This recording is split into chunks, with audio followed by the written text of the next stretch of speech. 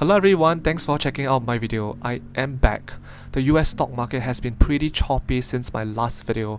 The market was basically on record-breaking hot streaks until last Friday, where profit takers and the bears stepped in to trigger a mini sell-off into the closing hours. Notably, AI darling Nvidia lost some steam on Friday by posting its biggest single-day drop in 9 months, with the stock down by 5.5%. The sell-off erased close to $130 billion of its market value. Is this a wake-up call for this Nvidia-led rally? Is the AI bubble in trouble? Meanwhile, as there was no video last week, so I have quite a number of option trades to update in this video. 6 trades to be exact. Therefore, do watch on if you are interested to find out more. Okay, the US stock market fell last Friday and ended the choppy week in the red zone. Dow Jones marked its worst week since October 2023. Well, I would say Nvidia was probably the biggest culprit in this sell-off, as it staged a dramatic bearish intraday reversal on Friday. So what happened was that Nvidia was up 5% during Friday's early trading hours as it got pumped up to 970s range. Then it lost steam, gave up all its intraday gains and ended the day 5.5% down. And mind you, that was a huge 10% intraday swing, plummeting from 970s to 870s range, a good $100 drop. This was their worst session since May 2023, and the bearish reversal hit the broader AI market as fellow semicon and AI stocks declined as well. The mini sell-off came after investors digested a mixed jobs report. Basically, the US economy added 275,000 jobs in February, surpassing the analyst's estimate of 198,000 by a mile. This data can imply that the economy is still running pretty hot and inflation may rise again anytime. On the other hand, we had the unemployment rate tick up to 3.9% after holding at 3.7% for 3 straight months. To add on, the wage growth has slowed down. These two sets of data give investors hope that inflation has cooled enough to appease the Federal Reserve. In short, this whole set of report gave some conflicting signals as to when it will be safe for the Fed to start cutting interest rates. Alright, with the jobs report out of the way, all eyes will now be on the CPI numbers for February, which will be released on 12 March, Tuesday. In case you are not aware, there has been mixed news on the inflation front recently. The headline and core CPI rates have been stubbornly floating at around 3% and 4% levels respectively. On the other hand, there was some comfort from the PCE inflation data, which fell to 2.8% in January. Based on the analyst's forecast, the upcoming CPI data will probably be another mixed bag. So if investors or the market is looking for solid evidence that a rate cut will happen soon, they may be disappointed. Just to also share, Jerome Powell maintained his usual cautious approach when he testified before the lawmakers last week. Though he signaled that rates will likely be cut this year, he was reluctant to put a timeline to it. And to me, it seems like the Fed still has some reservations about how fast inflation can fall from the current level. Meanwhile, the Federal Reserve doesn't meet until 19 March, with the next policy decision coming out on 20th March, so mark your calendars. Let's now move over to the technical analysis portion, starting things off with SPY again. First, let's have a look at the weekly chart. 16 green wicks out of 19. That's very impressive. But check out last week's weekly candlestick. That's called a long-legged doji candle. So what this candlestick means is that there is indecision in the market, as the price is no longer pushing in the direction it once was, and sentiment could be changing. This candlestick pattern is more significant in a strong trend, which is the current case for SPY. But here's a caveat: we should never rely only on one candlestick or indicator to determine the market trend. For this case, if CPI comes in favorably, then the candle may end up just being an insignificant blip. Okay, my point here is there is a bit of buyer's exhaustion, so it's good to hold your bullets first until after CPI is released. Meanwhile, moving over to the daily chart, last Friday's candlestick looks like a bearish engulfing candle, though it's not the typical or textbook version. Not just that, the volume for the day was the highest since 13th February. This means sellers are really stepping in. If this bearish momentum continues, or if CPI comes in hotter than expected, I would say SPY could easily take out the first support level of 506 and fall towards the gap between 497 and 503. A key support level to watch is the bottom of the gap, which coincides with the next Fibonacci retracement level. But for me, I would only say SPY is very bearish if it falls below the 50% Fibonacci level at 492. Because when that happens, it also means SPY has gone below the green dotted uptrend channel line, as well as the 50 moving average.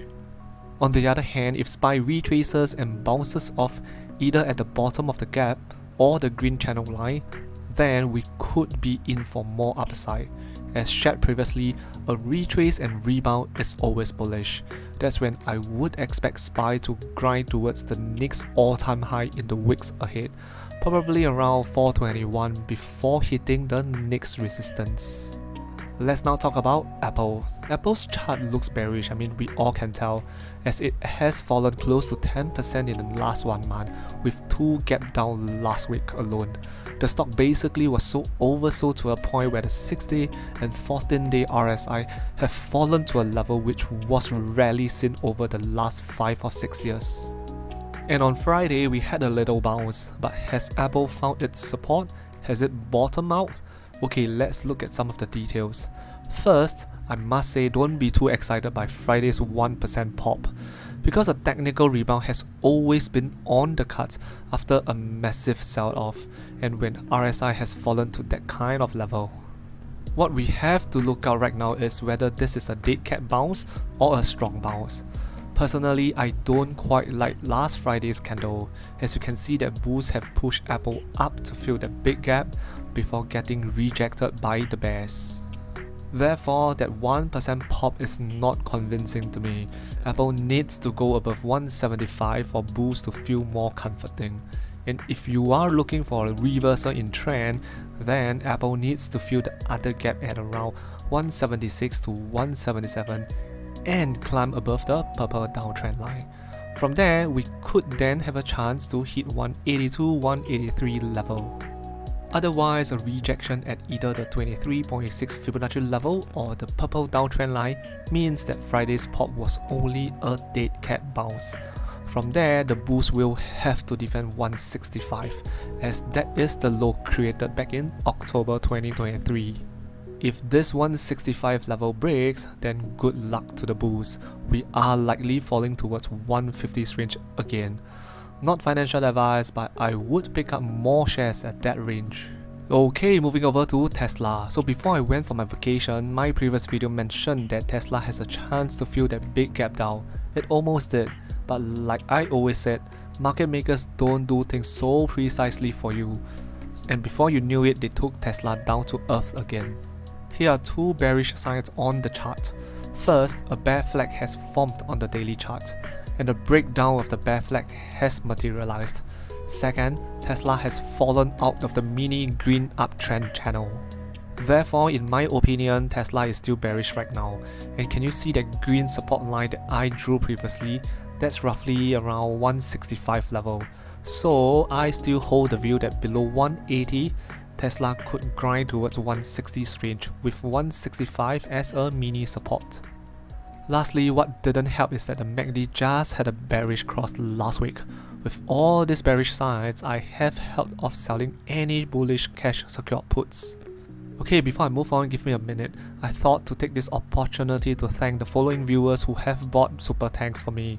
Thank you for your support and contributions. It really helps me in working towards my little milestone of cashing out my first paycheck from YouTube, which requires about $113 US.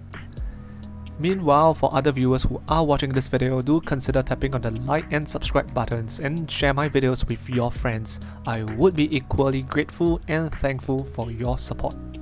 Alright, Tesla being Tesla, if it decides to fly to the moon this week, we can't stop it. And that's when the earlier bearish thesis would be invalidated. Okay, so what kind of signals should we look out for?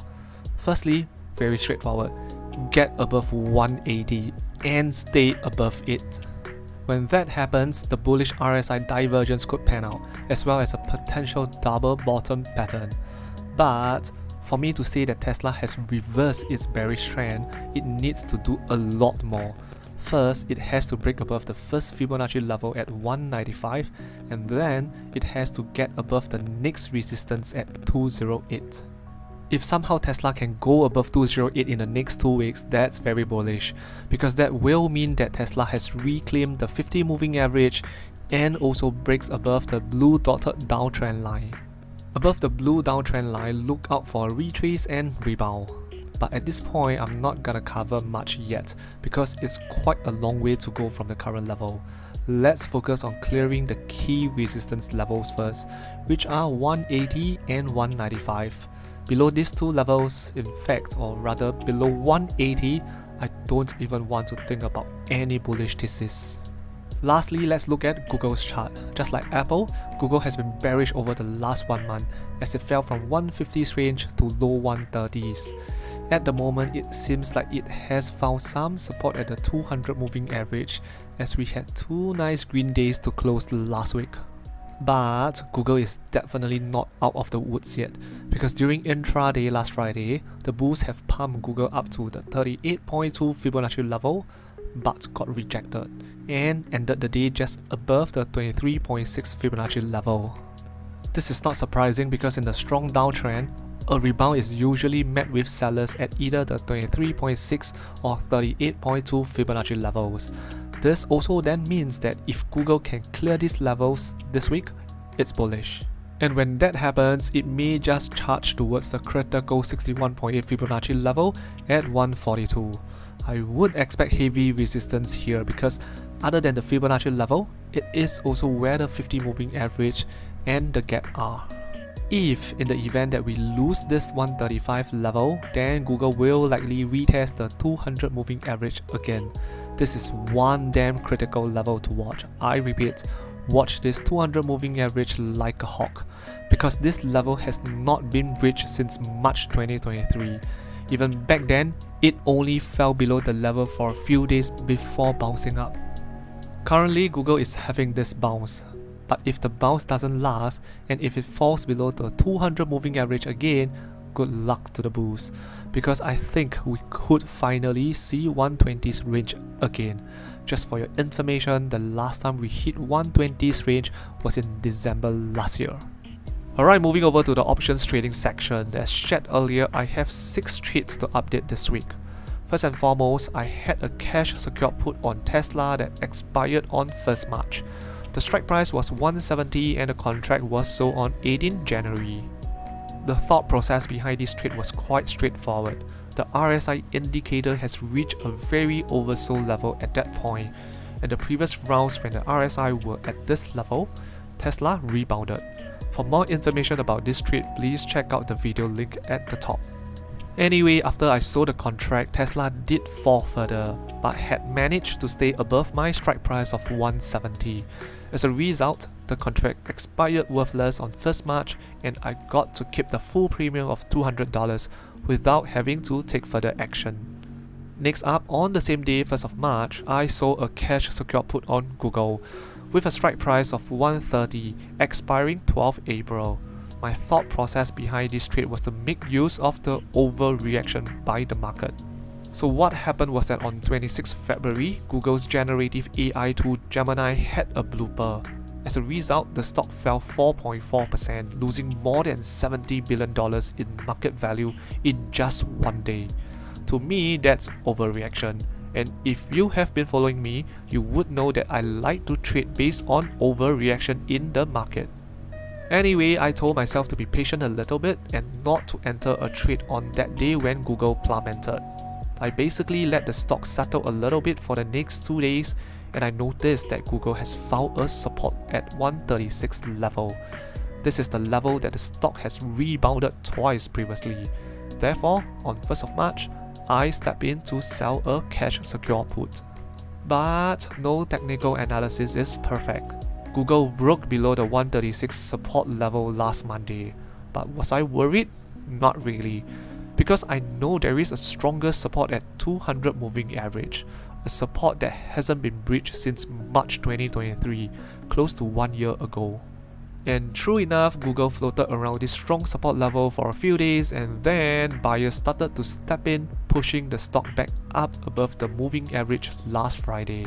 Just to share, I was one of the buyers. I picked up some shares around the 200 moving average area.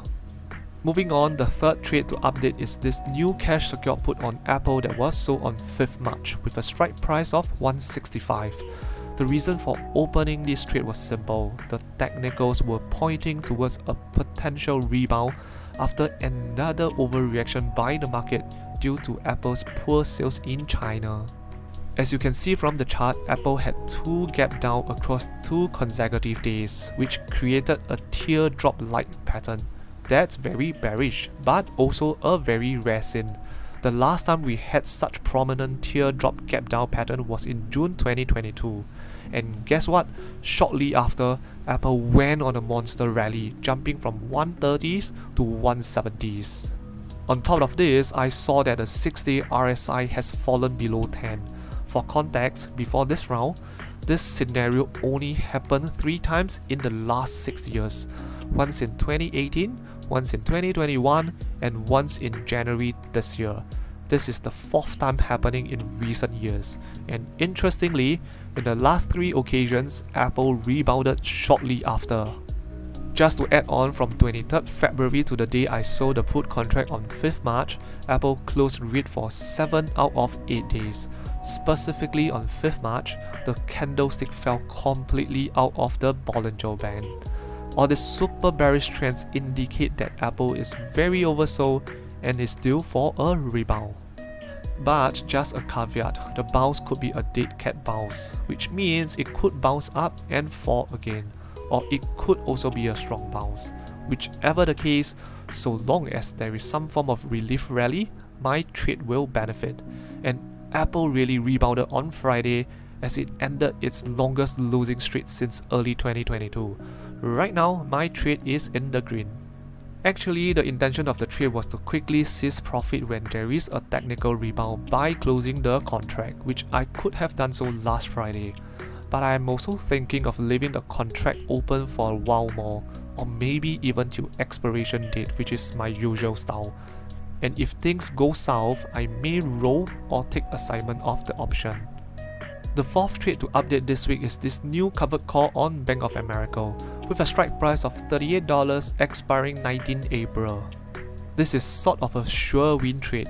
Okay, in case you think I am exaggerating by using strong words such as sure win, do hear me out. So the context is, I have this 100 shares of Bank of America that was assigned to me previously through a cash secured put, with a strike price of $38.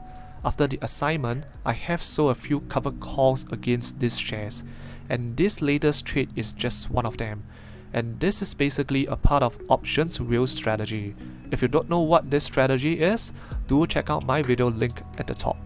Anyway, come 19 April, if Bank of America closes above my strike price of $38, I will be forced to sell the shares away at $38 per share, which is completely okay because that's the amount I paid for. Okay, the only thing that I may lose out would be the potential upside of the stock. In other words, if Bank of America flies to $40, $50, it will be none of my business, as I would have sold the shares away at $38. But that's fine, because I have collected some amount of premiums by selling covered calls. On the other hand, if the stock doesn't close above $38 on expiration date, I will get to keep both the shares and the premium of $53, and then I will continue to sell a new covered call to milk more premiums. The 5th trade to share is this cash secured put on Tesla that expired last Friday, 8th of March. The contract was sold on 25th January with a strike price of $150. The simple reason behind this trade was again in anticipation of a technical rebound. So back then, Tesla plummeted 12% in one single day, and the 14-day RSI has dropped to around 17.5. Other than this time and in December 2022, there was no other time that the RSI has fallen to this level in the history of the stock since its IPO in 2010. Okay, for my detailed thought process of this trade, please check out the video at the top and stay subscribed so that you don't miss out on any updates. Anyway, a technical rebound was on the cards, and shortly after it really happened, Tesla rebounded more than 10%, climbing from around 180s to 200s range. Throughout this period, my 150 strike price was never in danger of getting breached. And last Friday, the contract expired worthless and I got to keep the full premium of $180. Alright, the final trade to update this week is this cash secured put on Tesla, which was supposed to expire last Friday, 8th of March. The strike price was $205. As Tesla has fallen below the important 180 level recently, I know it was quite unlikely for it to climb back up to my strike price by 8th March. Therefore, I decided to roll the contract on Thursday, 7th March. So what I did was that I closed out this position and sold a new cash secured put with a new expiration date of 26 April and a new strike price of $200. This is one way to save a losing trade, which I have covered in my latest option video. Have linked the video at the top, do check it out if you haven't. And just to also share, this trade has been rolled once previously, so here's the calculation of the premiums. And if Tesla can close above $200 on 26 April, the total profit for this trade would be $425, less any transaction fees. Alright, the stock market rally is taking a small breather now as most tech and AI stocks retreated last week. The mini sell-off was led by AI giant Nvidia. And given Nvidia's size and its clear AI leadership, further retreat of its share price could have a major impact on the overall market rally, something that we saw last Friday. In my view, what comes next may depend a lot on how Nvidia stock moves in the week or weeks ahead. That being said, don't forget about the upcoming CPI data. The main risk is upside surprises in the CPI numbers, which have the potential to cast doubt on a June rate cut that investors have pinned their hopes on. A hot CPI report would be damaging for growth stocks, which include the various AI and big tech companies. Anyway, whichever the case, a market pullback is constructive in my opinion as it creates buying opportunities. In fact, I have already stepped in to snap up some Google and Apple shares as they pull back recently. Well, their share prices could fall further from here, but I have to accept that I cannot pick the bottom. I am happy to pick up Apple shares at sub 170s instead of 190s, and Google shares at low 130s instead of high 140s or 150s range. Just to add on, last Friday's huge reversal in Nvidia's share price, whether is it a blip or a trouble in the AI bubble, I do think it's a wake-up call for complacent and FOMO investors. I mean, we have to constantly remind ourselves that the market doesn't shoot up like a rocket forever. It's always good to be careful and be mindful of pullbacks, especially if you have heavy exposure to AI plays and growth stocks. All that being said, I am not saying a crash will come. I'm also not saying that the longer term upside for AI boom is over. What I am trying to say is that the euphoria in AI companies will definitely cool down eventually. So don't chase the highs, be patient and pick up shares of good companies when they pull back. Alright, that's all for this video. Are you going to pick up some shares if the sell-off continues? Let me know in the comment section below. Don't forget to like and subscribe, okay? Thank you.